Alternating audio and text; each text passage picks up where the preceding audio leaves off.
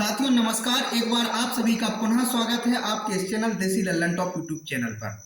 साथियों इस समय निवेशकों की लड़ाई दो संगठन लड़ते हुए नजर आ रहे हैं। एक संगठन है अभय देव शुक्ल जी के नेतृत्व में, एक संगठन है मदन लाल आजाद जी के नेतृत्व में। मदन लाल आजाद जी के नेतृत्व में जो संगठन है वो समस्त कंपनियों के निवेशकों की लड़ाई लड़ने का दावा करता है और वर्ड्स एक्ट के तहत भुगतान दिलाने का प्रयास कर रहा है।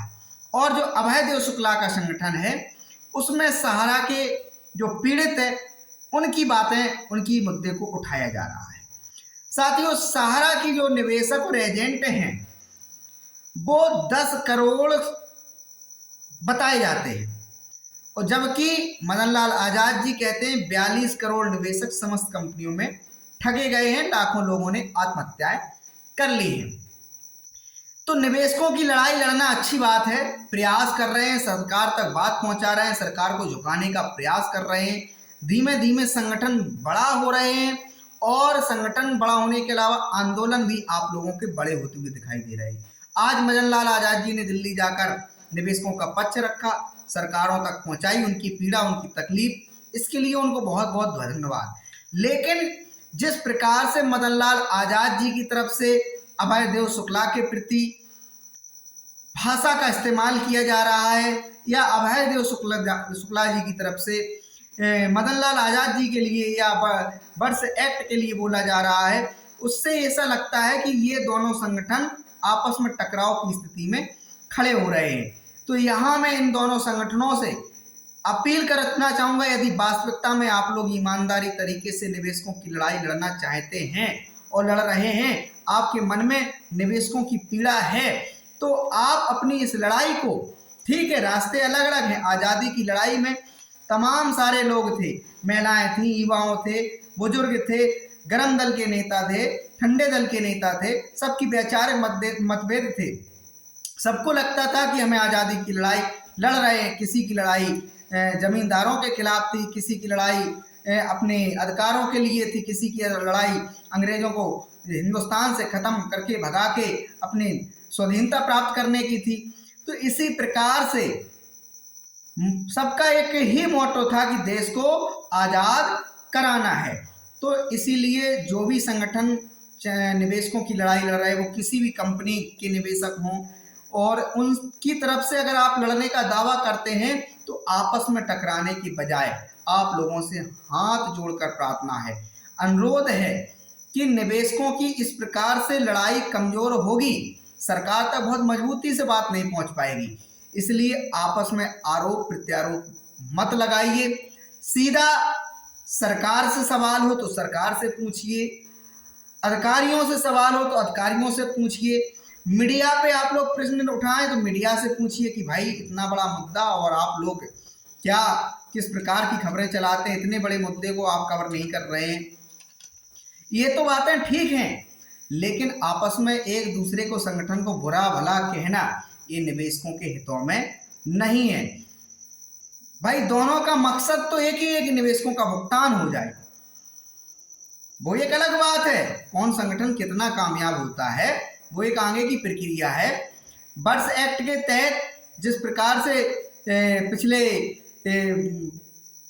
6 महीने से हम देख रहे हैं कि तमाम जनपदों में, तमाम प्रदेशों में भुगतान का वो क्या वर्ष एक्ट आवेदन लेना प्रारंभ हुए और इसके बावजूद भी तमाम जो राज्य सरकार के अधिकारी हैं उनके द्वारा शिथिलता बरती गई, कोई काम नहीं किया गया।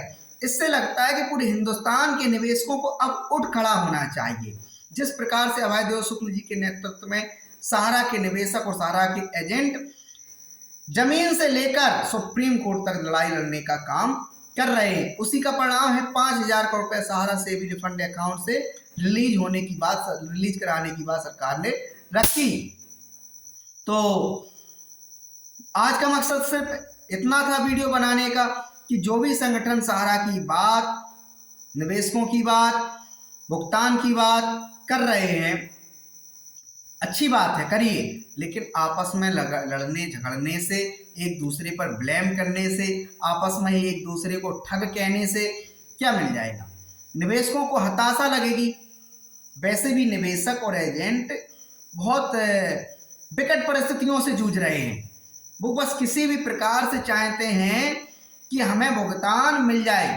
तो ऐसे में उनकी भावनाओं की कद्र की जाए, उन्हें इस्तेमाल करने का प्रयास नहीं किया जाए कि नहीं हमें अपनी राजनीति चमकानी है, हमें अपना चेहरा चमकाना है, हमें अपना भगवान बनना है, इनका भगवान बनना है। तो ये भगवान बनने का प्रयास नहीं हो। आप लोग लड़ाई लड़िए। जनता, निवेशक, एजेंट जो भी आप लोगों का साथ दे रहे हैं, उनका मकसद इतना ही है कि आप लोग उस चीज को लीड कर रहे हैं। बाकी एजेंट और निवेशक बिखरा हुआ है, इनको कोई एक मंच पे लाने वाला नहीं है। संख्या करोड़ों में तो बार बार सरकार के पास के हिसाब से भी आंकड़े बड़े आते हैं कि क्योंकि सरकार ने रखा था सदन के माध्यम, संसद के माध्यम से जानकारी आई थी कि सहारा के 10 करोड़ निवेशकों के 1 लाख करोड़ से अधिक फंसे हुए हैं।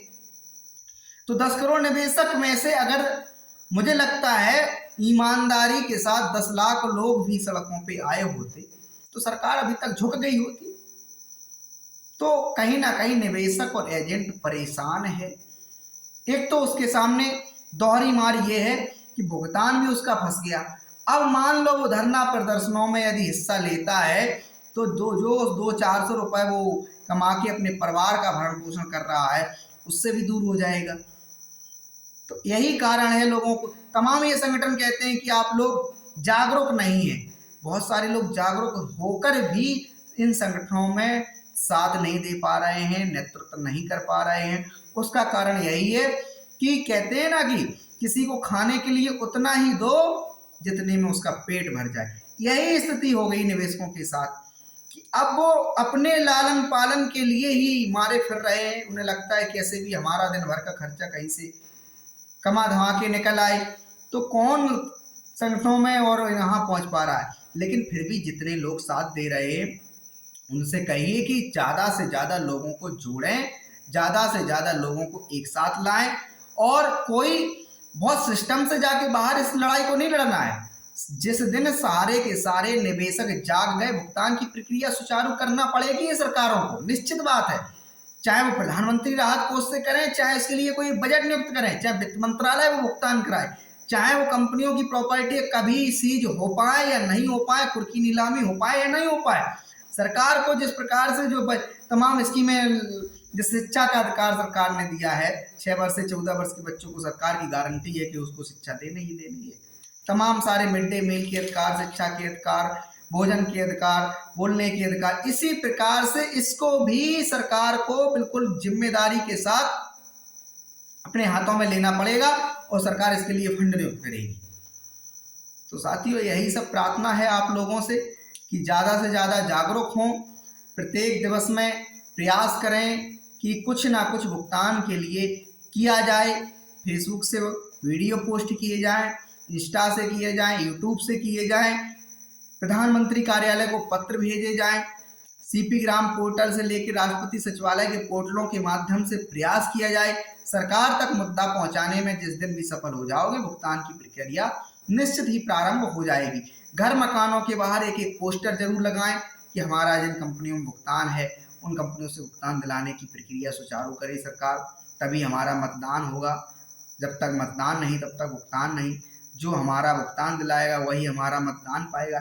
इस प्रकार से जब आप घर घर मकानों पे पोस्ट, आप, मैं ये नहीं कहता कि आपकी विचारधारा कोई भी पार्टी की हो सकती है, समाजवादी पार्टी की हो सकती है, बहुजन समाजवादी पार्टी की हो सकती है, कांग्रेस की हो सकती है, भारतीय जनता पार्टी की हो सकती है, एनसीपी की हो सकती है, ममता बनर्जी की पार्टी की हो सकती है, तमाम सारे जो देश के तमाम संगठन, किसी भी संगठन की आपकी विचारधारा हो सकती है। लेकिन इस मामले पे आपको एक आना पड़ेगा, तभी ये समस्या का समाधान का निराकरण हो सकता है। मीडिया मामले को आपको उठाना नहीं चाहती। आपको माउथ टू माउथ इस बात को इतना बुलंद कर देना है, एक दूसरे को इतना जागृत और जागरूक कर देना है कि कोई मीडिया की आपको आपकी जरूरत महसूस ना हो। टेक्नोलॉजी का लाभ उठाइए, इंटरनेट का सहारा लीजिए। सरकार से आप अपील तो कर ही सकते हैं। आपके पास जो भी कंपनी की सर्टिफिकेट है सामने रख के वीडियो बनाने में क्या जाता है। 10, 20, 50, 100, 200, 500 लोगों तक पहुंचेगा। और वो लाखों करोड़ जब वीडियो पोस्ट होंगे तो अंदाजा लगाइए सरकार को क्या सोचना नहीं पड़ेगा। सरकार में बैठे हुए लोग भी चाहते हैं कि हमारी सत्ता चलती रहे, अन्यथा विपक्ष के लोग इस मुद्दे को हाईलाइट करने लगेंगे, विपक्षी लोग कहेंगे हम दिलाएंगे भुगतान। इसलिए साथियों मैं कहता हूं कि आपस में लड़ने की बजाय सीधा सीधा सरकार से, सिस्टम से अपने अधिकारों के लिए लड़िए। धन्यवाद।